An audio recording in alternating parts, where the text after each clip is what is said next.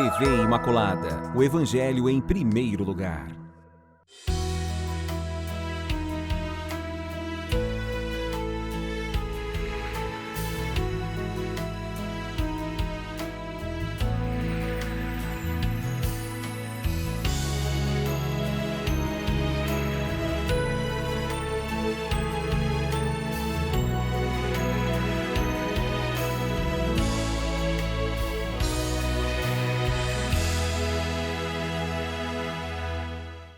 Olá, queridos amigos, nosso programa iniciando, graças a Deus, mais um dia, mais um aprendizado, mais um ensino para cada um de nós.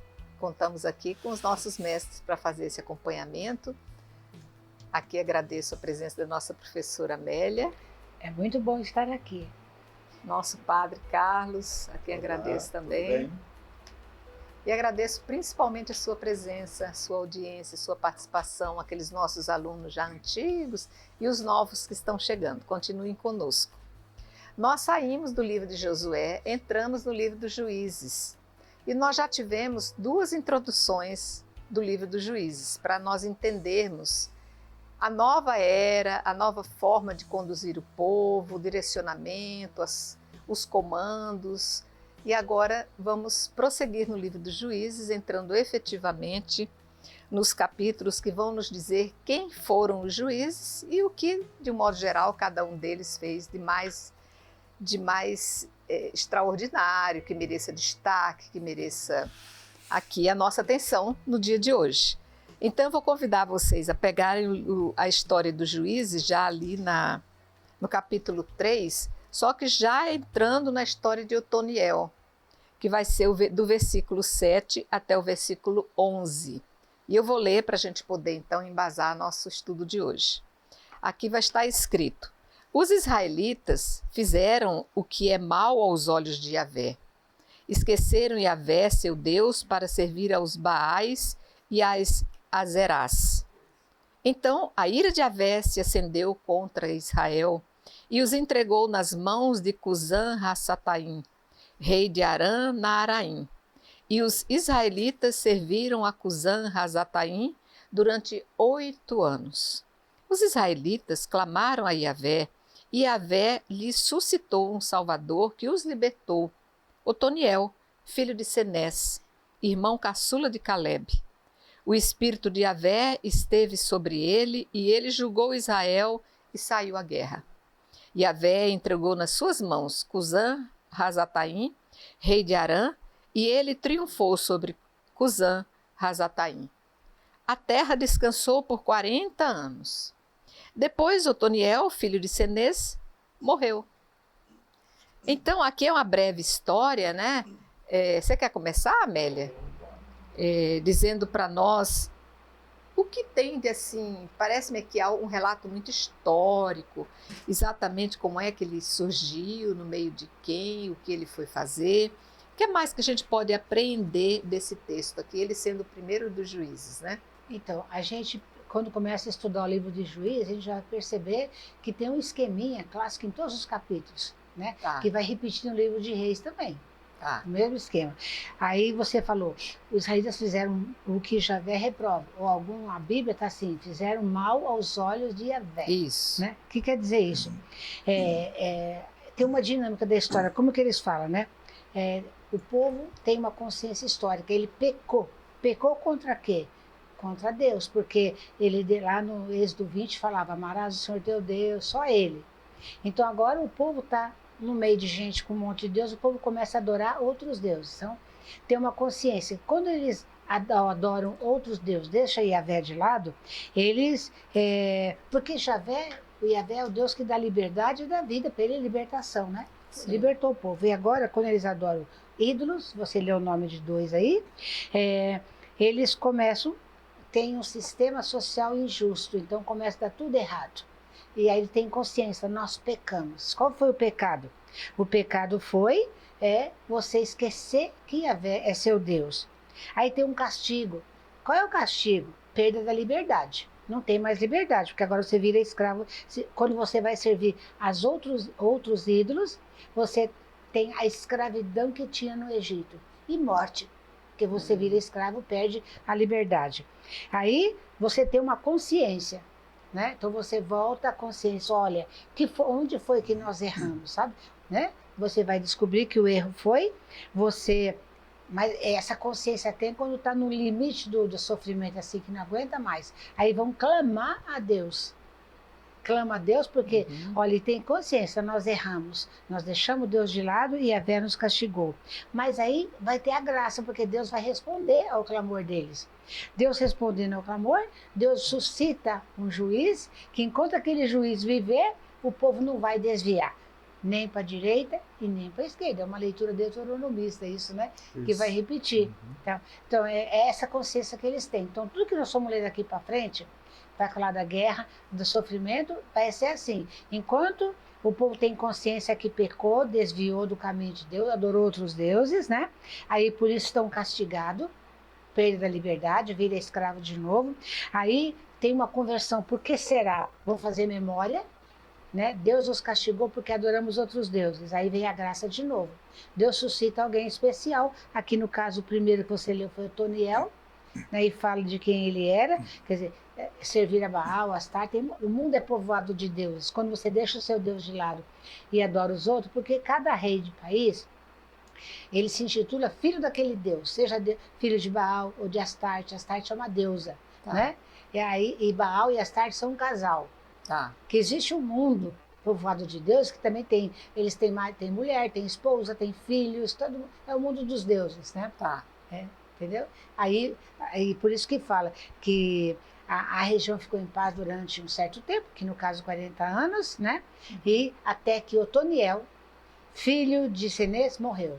Aí vai começar tudo de novo. Repete o esquema outra vez. Vai repetir. Então, eu acho interessante, pensando agora comigo, né? Que a gente percebe um pouco isso quando a gente fala, né, ou percebe que existem várias situações de pessoas ou de famílias católicas, mas que não têm um apego realmente nem ao Senhor, né, nem à sua igreja.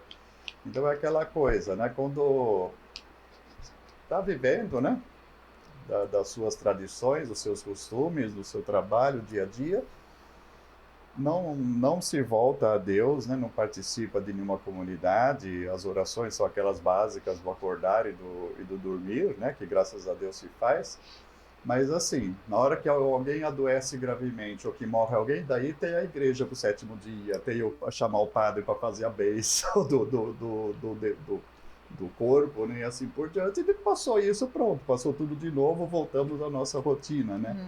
Então aquela coisa, que se a gente não vai por amor, vai pela dor, né? E aqui parece que é o mesmo esquema que o deuteronomista então coloca, como a Amélia falou, nesse livro todo, depois dos reis também. Quer dizer, nós estamos em necessidade, clamamos a Deus, corremos a Deus, né? Deus nos concede o que a gente necessita agora, nesse momento, mas depois que passou a necessidade, esqueço outra vez, vou atrás das minhas coisas, do meu interesse, do meu descanso. Então, é o ser humano de novo que está aí, né? Dentro dessa visão de fé como sendo alguma coisa apenas para a morte e não para a vida. Né? Infelizmente tem muita gente assim, né? E aí a importância desse trabalho que a gente faz, esperando que através do conhecimento, do saber, se desperte a fé e as pessoas se voltem para Deus, né? Porque aqui ninguém nasceu do nada. Alguém desejou que você nascesse, não foi seu pai e sua mãe. Antes de seu pai e sua mãe nascer, alguém lhe desejou. Então se acha, né, na mentalidade está que eu acredito em Deus, o pessoal fala Deus é tudo um só, né? Tem as suas devoções, tem as suas imagens até em casa, né? Mas no dia a dia não corresponde a essa fidelidade. Essa entrega não faz parte no dia a dia da gente. A questão é de uma fidelidade, não só alguma coisa que é assim, para mim tá bom assim, mas né, onde é que está verdadeiramente o Evangelho, onde é que está verdadeiramente a vida cristã em comunhão com Jesus? A mesma coisa que a questão que estávamos falando agorinha, a maioria, uma grande parte das famílias busca quando precisa, daqui já falamos, né, de ocasião de doença ou de morte e também do batismo, né? Eu quero batizar a criança. Mas sabe, não é casado na igreja, não participa da missa, etc e tal. E ainda quando a gente exige, não, dos pais a gente não exige muita coisa. Mas quando a gente diz assim, olha, pelo menos os padrinhos têm que ser, né, mais participantes, que tenham a crisma, que tenham o casamento católico, a gente exige isso. Ah, mas que besteira, para que isso? Né? Ah, que coisa, a igreja é isso, a igreja é aquilo. Quer dizer, a igreja é o quê, afinal das contas? Se a igreja não é nada, por que buscar a igreja? Durante a vida inteira Né? acha que não precisa, por que nessa hora vem e ainda acha que estamos exigindo demais da pessoa? É chato, né? É isso que falta realmente, a consciência, né? O papel é importante. A gente vai ver, inclusive, padre, que fala que esse relato aqui a respeito do Otoniel é algo meio enigmático, porque acaba, no final das contas, misturando a intenção já vista com o relato histórico, e acaba fazendo assim uma certa confusão, porque aqui parece que até a região que ele cita não era bem aquela, se for seguir geograficamente os rios a que ele se refere, não era bem aquela região, aí você tem que estar... Mas enfim. Mas na realidade, a Bíblia não quer explicar essas coisas, né? Sim, não está pegada a isso. Não é pegada. A gente perguntar, mas foi assim mesmo, Ana, que aconteceu? Nós não vamos saber. O que importa é a gente fala assim, tem uma função teológica. Explicar que esse Deus, você erra, você volta atrás da graça, você deixa de lado, você vai adorar outro Deus que... O problema é que esses deuses estão ligados aos reis.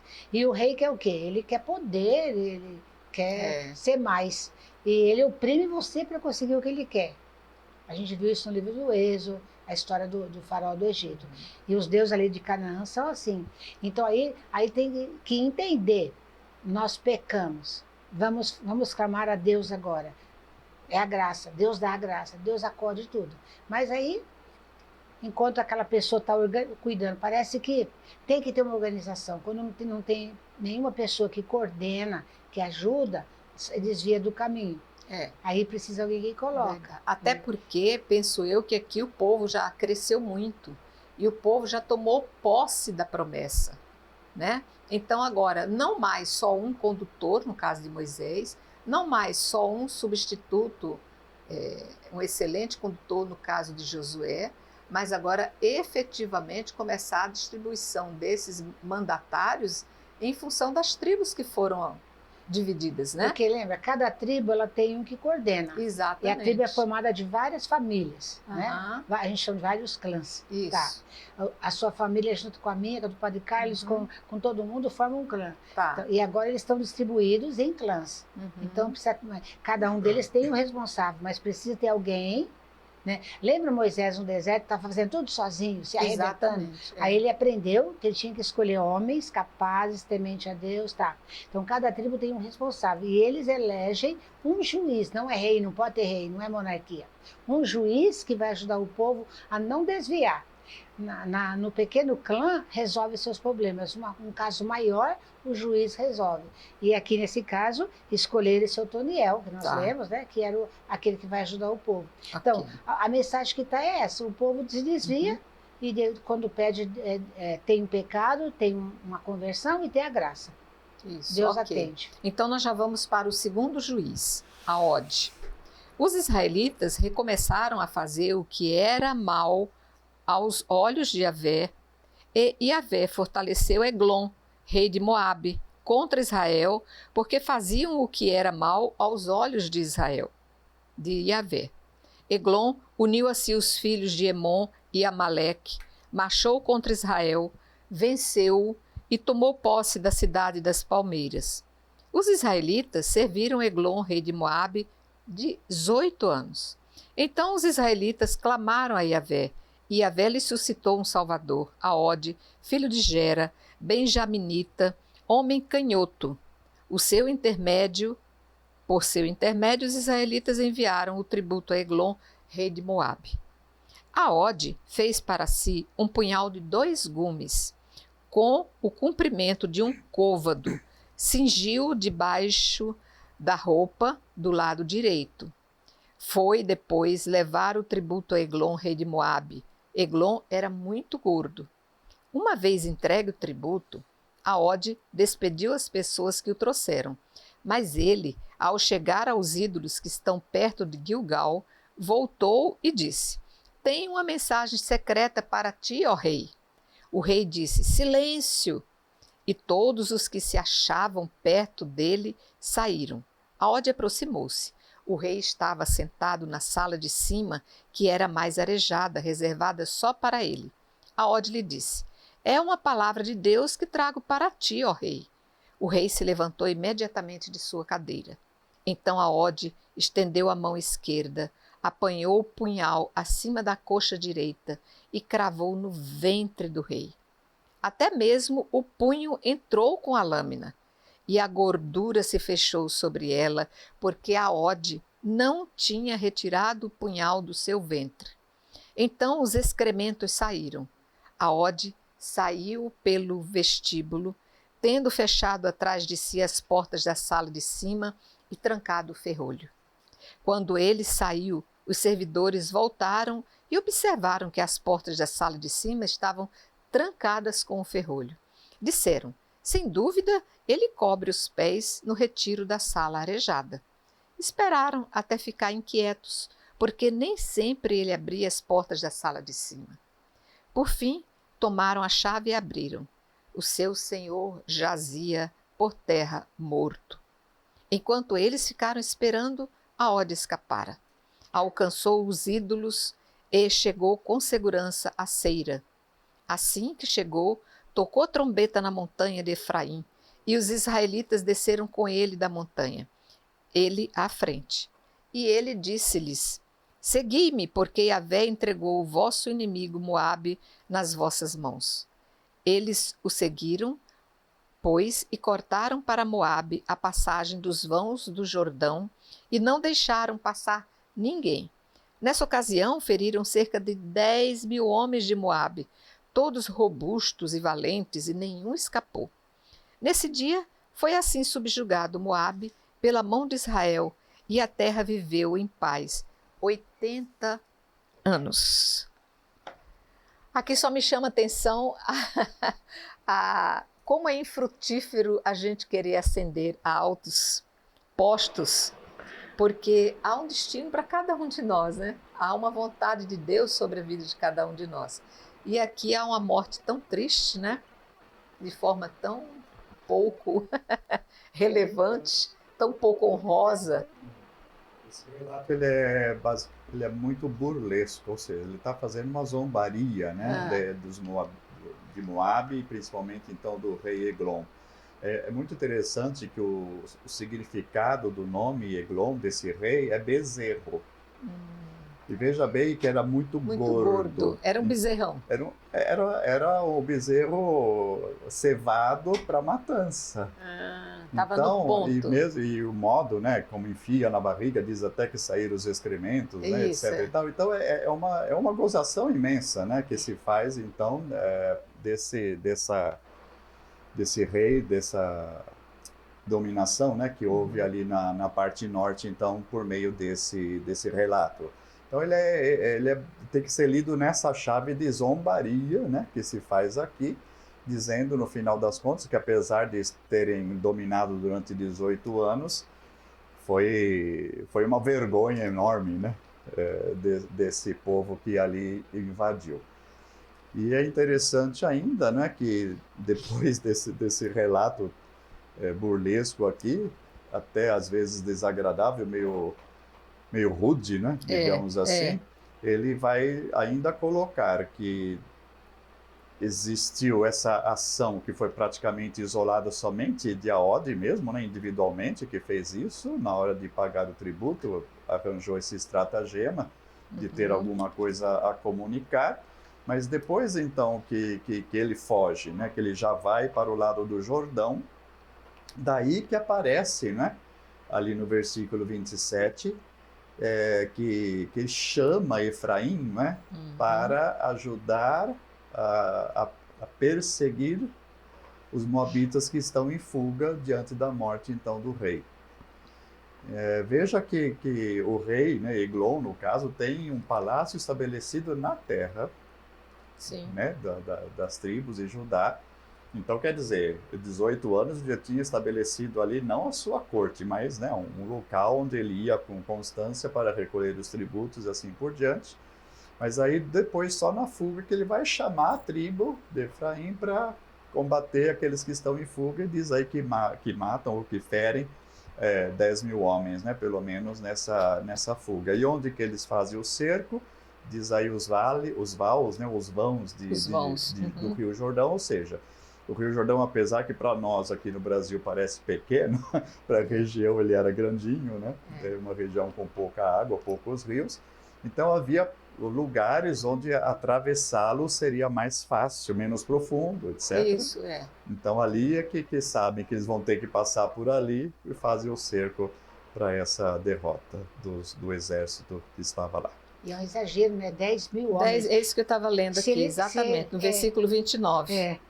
Se eles tivessem 10 mil, né? Derrotaram cerca de 10 mil moabitas, todos guerreiros e ninguém escapou. Né? É um exagero, mas... Isso é para dizer que dizimaram a todos, que destruíram. Então os moabitas deixam de existir nessa ocasião? Não, era o pessoal que estava invadido lá, que foram então mortos. A terra de Moabe está do outro lado do Jordão. Mas naquele momento, né, exterminaram para eles não atacar mais e ficarem em paz. Mas tem uma coisa muito importante, que não basta só ter um juiz. O juiz vai ensinar uma organização popular. Uma pessoa sozinha não consegue. Né? Precisa, quando surge um juiz, ele organiza para que todo mundo caminhe junto. Se precisar defender, todo mundo vai junto defender também. Tem uma pessoa só mandando não resolve o problema. É necessário uma organização popular. Tá. Sempre os relatos todos do livro de Juízes, um pouco já aparecia em Josué também, tem uma certa... dois níveis, vamos dizer assim, de redação. Ora aparece, como aqui, apesar que a Amélia falou, né? Ora aparece que como é que é? Aode fez tudo... Ele matou sozinho, sem colaboração de ninguém, mas depois chama uma tribo, veja bem, enquanto que no comentário diz que, no versículo 30, nesse dia Moabe esteve sob a mão de Israel, como se fosse todas as tribos que tivessem participado, né? Então, foi uma região do norte, tanto no caso de Otoniel como aqui de Aode, né? Essas invasões... A primeira vem da Síria, do norte, a segunda vem da além do Jordão, a leste, mas lá mais para o norte também, da Terra Santa. E dá então, ora dá a impressão que está tudo invadido, ora fala que somente, né, alguma região ali, ora parece que está todo mundo combatendo junto, ora que não, né, que foram algumas tribos só que se mobilizaram através daquele juiz que aparece, assim por diante. Assim como... a própria consciência do escritor deuteronomista vai colocando dessa maneira, né? O pecado de às vezes, repercute para a nação inteira, né? E vice-versa. Então, a gente vai ter a questão da aliança com o povo, mas a falha de ou de alguma tribo repercute também em todos os outros. Então, fica esse oscilar, vamos dizer assim, né? Do autor aqui, porque, como acontece em geral nos livros bíblicos, a gente já sabe disso, pegam fontes, né, escritos antigos, histórias contadas antigas, e de repente alguém organiza isso, e aquele que organiza muitas vezes dá uma visão diferenciada daquilo que era a fonte, aquilo que a fonte tinha propriamente dito, né? Ok. Eu vou ler o terceiro rapidinho, o terceiro juiz. Isso, é um versículo que é só. Sangar. Depois dele, quer dizer, depois de Aode, veio Sangar, filho de Anate, que feriu 600 filisteus com uma aguilhada de bois. Ele também salvou Israel. Eu acho que isso aqui também é para mostrar a força desses homens. Muitas vezes não era nem uma força exatamente física, mas era uma força assim no comando, na forma como eles incentivavam que se entregasse a Yahvé para se tornarem cada vez mais vitoriosos. O juiz fala que ele tinha o espírito de Yahvé. Isso. Era Yahvé que o conduzia. Isso. Então ele fazia. Aí a gente tem que entender, porque dá impressão, quando você fala isso, é Deus que está fazendo tudo isso. Uhum. Muito bem.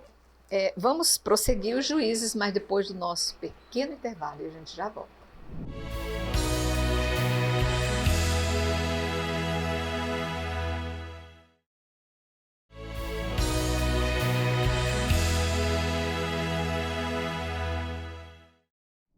Ok, voltamos. Nós estamos estudando o livro dos juízes.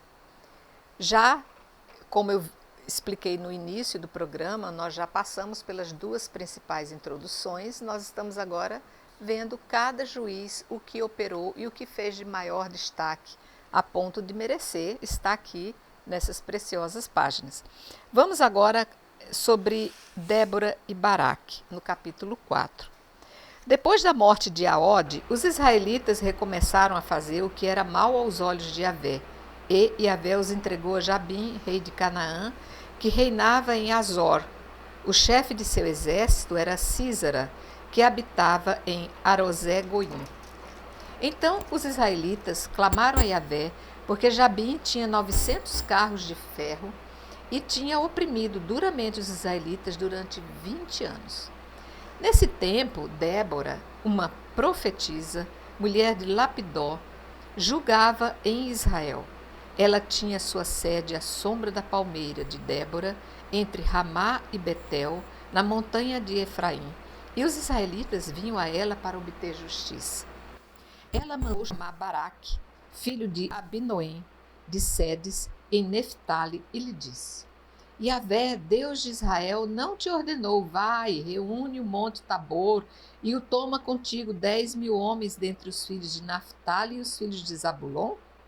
Não atrairei a ti, na torre de Quizon, a Sísara, chefe do exército de Jabim, com os seus carros e as suas tropas, e não o entregarei nas tuas mãos? Baraque respondeu-lhe: Se tu vieres comigo, eu irei. Mas se não vieres comigo, não irei. Débora lhe disse: Irei, pois, contigo. Porém, no caminho que seguires, a honra da cidade, a honra da vitória não será tua, porque é nas mãos de uma mulher que Yahvé entregará a Sísara. Então Débora se levantou e com Baraque foi para Sedes. Baraque convocou Zabulon e Neftali em Cádiz. 10.000 homens subiram, e Débora subiu com ele. Éber, o quenita, se separara de Caim e do clã dos filhos de Obabe, sogro de Moisés, e tinha armado a sua tenda perto do carvalho de Saananim, ao longe de Sedes. Anunciaram a Sísara que Baraque, filho de Abinoém, tinha subido ao monte Tabor. Sísara convocou todos os seus carros, 900 carros de ferro, e todas as suas tropas, de Arozé-Goim à torrente do Quizon. Débora disse a Baraque: Prepara-te, porque este é o dia em que Yahvé entregou Sísara nas tuas mãos. Porventura não marchou Yahvé à tua frente? Então Baraque desceu do monte Tabor à frente de 10.000 homens. Yahvé encheu de pânico Sísara com todos os seus carros e todo o seu exército diante de Baraque. Sísara desceu do seu carro e fugiu a pé. Baraque perseguiu os carros e o exército de Arozé-Goim. Todo o exército de Sísara caiu ao fio da espada e nenhum homem escapou. Muito bem. A gente ouvindo história contada assim, parece que nós estamos lendo um conto, né? Um encontro de príncipe, de reis, de rainha, de mulheres poderosas, de homens que estão prontos para degolar o fio de espada, todo aquele povo que não serve para nada. Mas, Amélia, precisa ser recontada essa história. Fala para nós, assim, detalhe por detalhe, porque aqui entraram vários personagens, né? Nós começamos, então, com o povo cananeu, depois entra Débora, grande juíza, Éber, depois Sísara. Refaz para nós o caminho. Então, você vê que no comecinho que você começou a ler do versículo 1 até o versículo 3 também, o Aode então morreu, Isso. Aquele Sangai também morreu, né? Não, não tem mais. Uhum. E o povo então fez mal aos olhos de Yahvé. e Javé permitiu, e é o próprio Javé que incita o inimigo a atacar o povo. Tá. Né? Aí ele fala que nesse tempo, então, não fala como é que Débora foi escolhida, mas nesse tempo era Débora, e o nome Débora significa abelha. E eu falo abelha da mel, mas também pica quando precisa, né? Opa, e dói. E eu falo que o tribunal dela, onde que ela julgava as causas, lembra? Lembrando, cada tribo tinha um, mas em todas as tribos, então, tem um juiz. No caso aqui agora é a Débora. E ela atendia as pessoas, o tribunal dela era embaixo de uma palmeira, né? Em Ramá e Betel. Aí fala que é nas montanhas de Efraim. Aí ela manda chamar o Baraque. O Baraque, que é aquele que tinha que cuidar de defender o povo. Aí o Baraque fala para ela assim, olha, Javé vai atrair para você, junto do rio Quizon, né? Vai o chefe do exército de Jabim, que é o Cícera. Ele tem muitos carros, muita tropa, né? Aí o que o Baraque fala? Olha, eu só vou se você for comigo. Se você não for comigo, eu não vou. Aí ela fala, tá bem, eu vou. Mas lembre-se de que quando nós ganharmos, a vitória vai ser pela mão de uma mulher. Aí ele fala, tudo bem. Aí até o 10. No 10 já aparece, então, falando o quê? Mas aí Baraque, então, vai convocar 2 tribos, Zabulon e Neftali, lá em Cádiz. Aí, o exagero, 10.000 homens estavam com eles. Aí aparece um tal de Kenita Eber. Então, a gente vai perceber que nem todas as tribos entraram na terra, algumas ficaram fora, não quiseram fazer parte daquilo. E fala que esse Eber, ele era descendente lá, meio parente de Moisés. Ele era, né? E ele morava a tenda junto ao carvalhal de Sadanaim, perto de Cádiz. Aí informaram para... Então, tem esse adentro e já volta. Informaram para Cícera que Baraque tinha subido ao Monte Tabor. Aí Cícera também, então, mobilizou. Olha, ele tinha 900 carros de ferro e toda a tropa de Haroset, de Caim. Foram lá. Aí Débora falou, vamos. Aqui é a mulher que comanda, vamos. Hoje mesmo Javé vai entregar Cícera em seu poder. Javé está marchando à frente. O que a gente lembra quando fala Javé está marchando à frente? A saída do Egito. Isso. Ora Javé estava na frente, ora estava atrás, então é Deus que lidera. Aí Baraque desceu com seus 10.000 homens, como repete sempre, 10.000 de um lado e do outro, né? Ele desce, aí Javé derrota Cícera com todos os carros, não importava que eram 900 carros. Javé, e aqui deixa claro que quem está ajudando o povo é Javé. Aí ele teve que fugir a pé, desceu do carro de guerra dele, ó, e deu no pé, né? E aí Baraque perseguiu o exército, os carros, todo o exército de Cícera caiu ao fio da espada e nem homem conseguiu escapar. Até onde você leu. São muito interessantes esses paralelos com a saída do Egito. Isso. Aqui nós temos, né, o Baraque como homem, a Débora aqui como mulher. Depois a gente vai ver na segunda parte do capítulo, e mais ainda no capítulo 5, outros paralelos dessas passagens. Existe a questão dos carros. Depois o capítulo 5 vai dizer que esses carros eles ficaram atolados por uma corrente de água. E lembrando, além do que falou que Javé vai à frente, né, como lá no Êxodo, também os carros do faraó, né, que ficaram atolados, não podiam seguir à frente, que foram todos cobertos, né, pelas águas do Mar Vermelho que voltou. E aí nós temos lá também, depois dessa derrota, do caso do faraó, lá no Êxodo, que a Miriam, né, irmã de Moisés, canta um hino também de vitória, como vai acontecer então no capítulo 5 aqui. Ela convoca as mulheres, pega seus tamborins, vamos cantar, porque Javé nos libertou.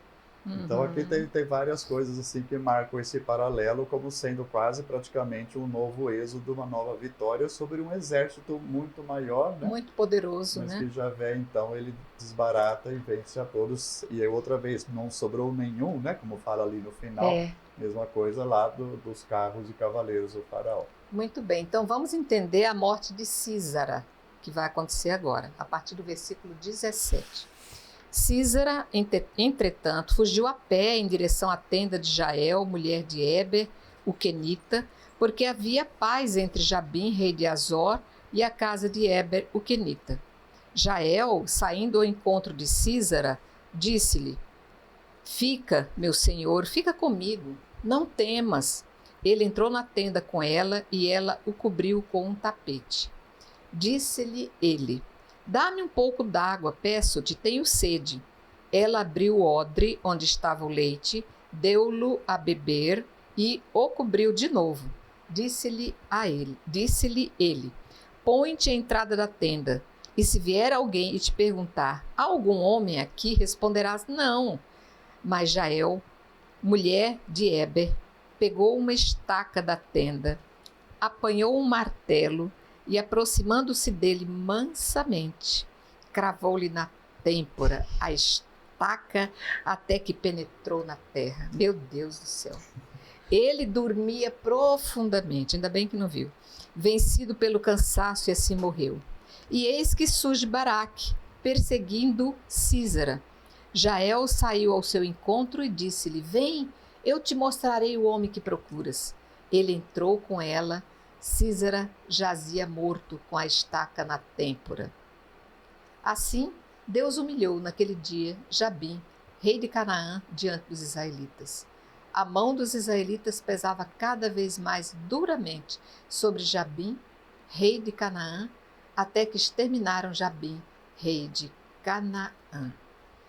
Ai, o que me dói é fazer os coitados acreditarem, gente. Quando os coitados estavam ali mansamente, acreditando que estavam em boas mãos, aí vinha aquele poder destruidor. Aconteceu isso com o Rei Gordo e acontece agora com Sísara. Pois é, são os bandidos da história.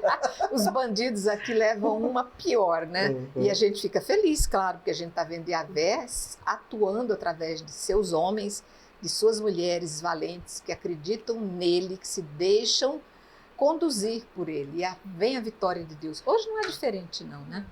Você vê que o texto está pondo assim, em confronto 2 homens e 2 mulheres. Isso, o equilíbrio. É né? o equilíbrio. A Débora e a Jael, né? Uhum. Jael, sim. Jael, mulher. Ela, e o Baraque medroso e o Cícera outro E o medrosão. Sísara. Que vai. Então, na realidade, mostrar a força da mulher também, né? Uhum. O que o texto mais mostra pra gente lembra aqui, não perguntar por detalhes, né? Quem conta um conto sempre aumenta um ponto para dar mais ênfase na história e dizer dá mais brilho, que né? a Vé está na frente, assim É como verdade. libertou do Egito, libertou aqui. Como lá tinha Moisés e Miriam, aqui também tem a Débora e tem a Jael, né? Uhum. Aí, na realidade, a vitória, as mulheres também fazem parte das lutas para independência, para a família, para as tribos, né? Tá. Aqui. E é bonito a Débora, né? Que ela é chamada de juíza e de profeta também. Isso, Profetiza. Como Moisés como foi chamado, como Moisés foi chamado de profeta lá também. E Miriam também. Também. E Miriam também. Então aqui o texto põe 2 homens e 2 mulheres, né? Contrapartida. Aqui algumas semelhanças também com o relato tanto de Abraão, lá na tenda, quando vem aqueles 3 homens, a Sara fica lá dentro, né? Que ri na hora que vai ter o filho. Né? E aqui, então, existe esse jogo, né? De estar à porta da tenda, como estava Abraão naquele caso. Aí ela é que vai matar, né? Com essa Ela vai estaca, ser executora. Vai ser executora, e daí que cumpre o que tinha falado Débora para o Baraque, a vitória vai vir por mão de uma mulher, então é a Jael, no caso, né? Que mata esse Sísara, que já estava fugindo, né? Desesperado aí, sozinho. E tem também me traz também a lembrança daquele relato de Jericó. Sim, da Raabe. Da Raabe, né? Que esconde os 2 espiões, né? Mas no caso aqui não é para salvar, acaba que o mata, né? Então, de um lado diz aí, né? Se vier alguém procurando, você fala que não tem homem aqui. Quer dizer, já fala da covardia também igual do Sísara. O Baraque, eu só vou se você for, Débora, né? Isso. E aqui. E lembrar que a Jael não estava em guerra com Sísara. Não estava. Ao contrário. Ao contrário. Era Ele não ataca o pessoal da tenda. Ele está atacando o pessoal que tomou conta da cidade, né? E ela então fala, entra, meu senhor, entra, aqui tá bem. Ele pede água, ela dá leite. Ele, além de matar a sede, aí pode, e cobre ele, e quando está dormindo, imagina o tamanho do como se fosse uma criança, né? Dar leite em vez de dar água. Imagina o tamanho do que ela pega que ele fica traspassa. E aqui também lembra Raabe, porque o linguajar aqui é bastante ambíguo, como também aconteceu no caso de Raabe. Como, claro, né? Se tenta não dar destaque, porque na verdade ela se comporta como uma prostituta, que quando fala que cobriu com o tapete, acomodando, né? Então a mesma coisa que Raabe fez com os dois espiões, porque de um lado está escondendo, mas de outro lado tem uma linguagem aqui de sedução. Certo, para tranquilizar, deixar a pessoa relaxada, então, entregue. Tem bastante... esse texto todo, esse capítulo 4, o comentarista aqui, principalmente da Bíblia de Jerusalém, né, o Shekel, ele é muito especializado no hebraico. E aqui ele fala que esse texto é muito bonito, é muito bem trabalhado, né, nos seus termos, quase que poético. Então, todas essas imagens, essas palavras ambíguas, né, fazem parte do contexto em que está dando destaque para a mulher, né, a covardia dos homens, e também vai colocando assim, a coisa como se fosse... É tão bruto, né? Mas ao mesmo tempo como se fosse uma cantiga de ninar, sabe? Vamos fazer dormir, vamos fazer a coisa acontecer. Já que o homem dispõe da força e do ardil, a mulher dispõe do acolhimento e da sedução. E assim equilibram-se os poderes, né? Um com seu jeitinho e o outro com seu jeitão. Muito bem, prossigamos. Quer acrescentar mais alguma coisa? Não, né, Amélia? É o que vem agora, né? A gente vai ler o capítulo 5 como um todo, porque ele é um cântico, um hino. A gente falou agora de pouco que lá no Êxodo tem o hino de Miriam, irmã de Moisés, aqui também acontece esse hino. E ele tem uma linguagem toda própria, de imagens sucessivas, então você não entende praticamente a história. O capítulo 4 é que vai dar o entendimento desse canto no 5 que vem agora, porque ele vai assim, colocando imagem sobre imagem, então a gente vai entendê-lo melhor, não esquecendo o que foi lido agora de pouco. É uma forma de se louvar a Deus, né, pelas vitórias. O 5 é um dos textos mais antigos da Bíblia. Olha só. Provavelmente não é o primeiro, né? Isso, o hebraico, né, as palavras hebraicas colocadas aqui, a construção gramatical que está nesse hino, ele denota realmente o texto muito antigo, que foi tomado e colocado aqui, né?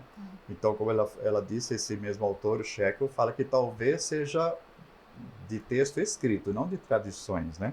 Mas de texto escrito, talvez o mais antigo encontrado em toda a Bíblia. Olha só que coisa, muito né? Bem. E está aí no meio dos juízes, né? A gente pensa que estaria lá para Gênesis ou para Êxodo, não, está aqui. Ou quem sabe até no Salmo, né? Exato, né? Então uma linguagem assim, mais poética, mais que é algo muito antigo que alguém, né, conheceu, colocou aqui no livro de Juízes. Ele está comparando, assim como quando atravessa o mar, a Miriam chama todas as mulheres para cantar a versão, aqui também a Débora também vai chamar, né?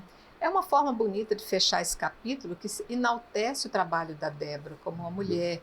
Então vem um cântico para finalizar então de forma graciosa. Isso. Capítulo 5, portanto, um pouquinho longo, mas fechem os olhos, escutem e deixem que o coração assimile. Naquele dia, Débora e Baraque, filho de Abinoém, entoaram um cântico. Inicia o canto. Já que em Israel os guerreiros soltaram a cabeleira e o povo espontaneamente se apresentou, bendizei a Yahvé. Ó reis, ouvi, ó príncipes, escutai. A Yahvé eu cantarei, celebrarei a Yahvé, Deus de Israel.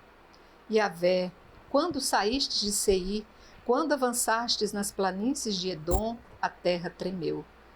Troaram os céus, as nuvens desfizeram-se em água, os montes deslizaram na presença de Yahvé, o do Sinai, diante de Yahvé, o Deus de Israel.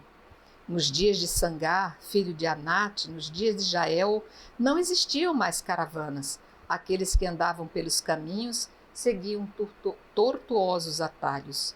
Renunciava-se nos campos, Renunciava-se em Israel, até que te levantastes, ó Débora, até que te levantastes mãe em Israel. Escolhiam deuses novos. Então, para 5 cidades, não se viam escudos nem lanças, e eram 40.000 em Israel. O meu coração volta-se para os chefes de Israel com os voluntários do povo. Bendizei a Yahvé. Vós que cavalgais brancas jumentas e vos assentais em tapetes, e vós que ides pelos caminhos, estai atentos. As aclamações dos pastores à beira dos bebedouros, aí se celebram os benefícios de Yahvé, seus benefícios para seus campos em Israel. Então o povo de Israel desceu às portas. Desperta, Débora, desperta. Desperta, desperta e entoa um cântico. Coragem, Baraque. Levanta-te e reconduze teus prisioneiros, filho de Abinoém. Então ele desce aos príncipes, o fugitivo, o povo de Yahvé, desce para mim, exibe-os bravos. Os príncipes de Efraim, os oficiais, estão nas planícies. A tua retaguarda, Bejaim, está entre os teus. Os chefes desceram de Maquir, de Zabulon, aqueles que levam bastão de escriba. Os príncipes de Issaque estão com Débora e Neftali. Baraque também se lança nas suas pegadas na planície. Nos clãs de Ruben, demoradamente se delirava. Por que permanecestes entre as 2 muretas a escutar os assobios junto aos rebanhos? Nos clãs de Ruben, demoradamente se deliberava. Galaade ficou do outro lado do Jordão, e Dan, por que vive nos navios? Azer permaneceu na orla do mar e tranquilo habitava em seus portos. Zabulon é um povo que enfrentou a morte, como Naftali, nos planaltos do território. Os reis vieram e combateram. Os reis de Canaã combateram em Tanaque, à beira das águas de Meguido, mas não levaram dinheiros como espólio. Do alto dos céus, as estrelas lutaram. De seus caminhos, lutaram contra Císara. A torrente do Quisson os arrastou, os recobriu a torrente do Quisson. Marcha, minha alma, ousadamente. Então os cascos dos cavalos martelaram o chão. Galopam os seus corcéis. Maldito seja Meroz, diz o anjo de Yahvé. Amaldiçoai os seus habitantes, pois não vieram em auxílio de Yahvé, entre os heróis em auxílio de Yahvé. Bendita entre as mulheres, Jael seja, a mulher de Eber, o Quenita. Entre as mulheres que habitam em tendas, bendita seja ela. Ele pediu-lhe água, leite lhe trouxe. Na taça dos nobres, serviu-lhe creme. Estendeu a mão para apanhar a estaca, a direita para alcançar o martelo dos trabalhadores. Então matou Císara, rachou-lhe a cabeça com um golpe e perfurou-lhe a têmpora. Entre seus pés ele desabou, tombou deitado. A seus pés ele desabou, tombou onde ele desabou, aí tombou aniquilado. À janela ela se debruça, espia a mãe de Císara através da grade. Por que o seu carro tarda a vir? Por que são lentos os seus cavalos? A mais sábia das 2 donzelas lhe responde, e a si própria ela repete. É que, sem dúvida, demoram em repartir os despojos. Uma jovem, 2 jovens para cada guerreiro. Finos tecidos bordados e coloridos para Císara, um enfeite, 2 enfeites para seu pescoço. Assim, perecem todos os seus adversários, Yahvé. Aqueles que te amam, sejam como o sol, quando se levanta a sua força, e a terra descansou 40 anos. Na verdade, é um resumo, né, da conquista, torna poema a forma como foram mortos os seus algozes, os seus inimigos, né, e torna mais ainda bonita a forma de se conquistar que Débora teve junto com as pessoas que lhe apoiaram, né, nessa vitória. E aqui encerra nosso programa de hoje, com esse belo poema em honra à vitória, um cântico de Débora. Agradeço os nossos mestres. Muito obrigada, professora Amélia. Eu é que agradeço. Muito obrigada, Padre Carlos. Estamos aí, gente. A gente consegue entender, então, certos trejeitos, assim, que para mim são aterrorizantes, bárbaros, mas uma forma de se louvar e bendizer o poder de Deus sobre seus inimigos, né? Fiquem com Deus, honrem e deem glória à Virgem Santíssima, como nós aqui, dizendo: Salve Maria Imaculada. Salve Maria Imaculada. Até mais.